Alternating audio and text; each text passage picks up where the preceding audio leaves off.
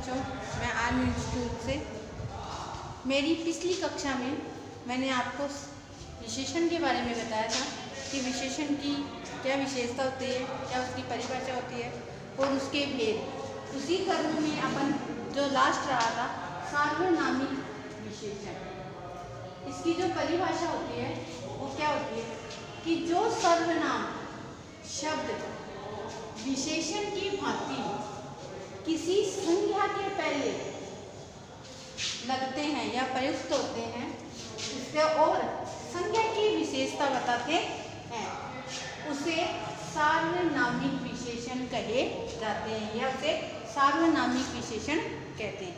कि ऐसे विशेषण शब्द होते हैं जो सर्वनाम शब्द संज्ञा के आगे लग जाते हैं, तो उन्हें हम सार्वनामिक विशेषण कहते हैं या उसे अपन संकेतवाचक भी कह सकते हैं। जैसे सर्वनाम के भेद हैं, प्रश्नवाचक है, संकेतवाचक है, अनिश्चितवाचक है, ये वाले जो हैं वो भी इसके अंतर्गत आते हैं। परंतु इनकी जो पहचान करनी होती है, जैसे यह शब्द है, अब लड़का जो है वो है संज्ञा, जातिवाचक संज्ञा है। इसका मतलब इस लड़के की ये विशेषता बता रहा है कि यह लड़का कल से अनुपस्थित था, इस लड़के की, तो ये संज्ञा हो गई। संज्ञा के आगे ये सर्वनाम लग गया और इसकी विशेषता बता दी कि ये अनुपस्थित है। इसका मतलब ये वाक्य जो है वो सार्वनामिक विशेषण है।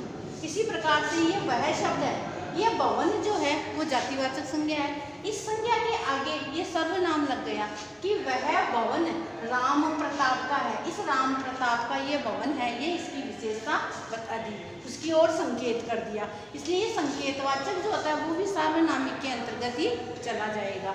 आपको इन सब की परिभाषाएं याद करनी है। एग्जाम में जो है या तो विशेषण के प्रकार पूछ ले या विशेषण की परिभाषा पूछ ले, या आपको ऐसे नाम देकर इन सब की परिभाषाएं पूछ ले। आज विशेषण का जो अध्याय है वो पूर्ण हो गया। इसमें से या तो आपने विशेषण और क्रिया दोनों में से ही अपन से 2 नंबर का क्वेश्चन पूछते हैं, तो चाहे विशेषण के बारे में पूछ ले चाहे क्रिया के बारे में। विशेषण अपना संपूर्ण हो गया, उसी क्रम में अपन क्रिया के बारे में पढ़ेंगे कि क्रिया की परिभाषा क्या होती है। अब क्रिया की परिभाषा देखो यहाँ से कि किसी काम का होना या करना पाया जाता है, उसे ही हम क्रिया कहते हैं। यानी किसी काम का होना या करना पाया जाता है, उसे ही हम क्रिया कहते हैं। जैसे ये सारी क्रियाएं हैं, चलना है, खेलना है, पढ़ना है, लिखना है, बहुत सारी ऐसी क्रियाएं होती है जिससे हमें किसी काम का होना या करना पाया जाता है, पता चलता है। क्रिया के जो भेद होते हैं वो क्रिया के मुख्यतः 2 भेद किए गए हैं। उनमें किस प्रकार से, एक तो होता है कर्म के आधार पर क्रिया के भेद, एक होते हैं प्रयोग व रचना के आधार पर क्रिया के भेद। कर्म के आधार पर क्रिया के भेद जो होते हैं वो 2 होते हैं, एक तो होता है सकर्मक, एक होता है अकर्मक। अब सकर्मक जो होता है उसकी क्या विशेषता होती है, कभी कभी उसकी भी परिभाषा होती है, तो जिसमें कर्म की आवश्यकता पड़ती है। जैसे राम पुस्तक पढ़ता है, राम पुस्तक पढ़ता है। अब राम तो पढ़ता है, पढ़ना इसकी क्रिया है और पुस्तक उसका कर्म है। यदि ये कर्म नहीं होगा तो अपना वाक्य जो है वो संपूर्ण नहीं होगा।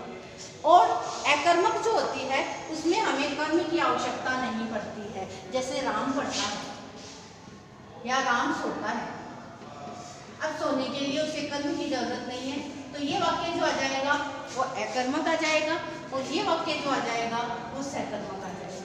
कभी आपको ऐसे उदाहरण दे दे कि ये कौन सा है, सकर्मक है या अकर्मक है, तो सकर्मक की तो जिस वाक्य में कर्म के बिना वाक्य पूर्ण नहीं होता वो तो सकर्मक, और जिसमें कर्म के बिना ही वाक्य पूर्ण हो जाए वो अकर्मक, अर्थात कर्म की आवश्यकता न पड़े तो वो अकर्मक के अंतर्गत। इसी प्रकार से अपन ये जो प्रयोग व रचना का है उसको हम अपनी आगे की जो क्लास है उसमें अध्ययन करेंगे।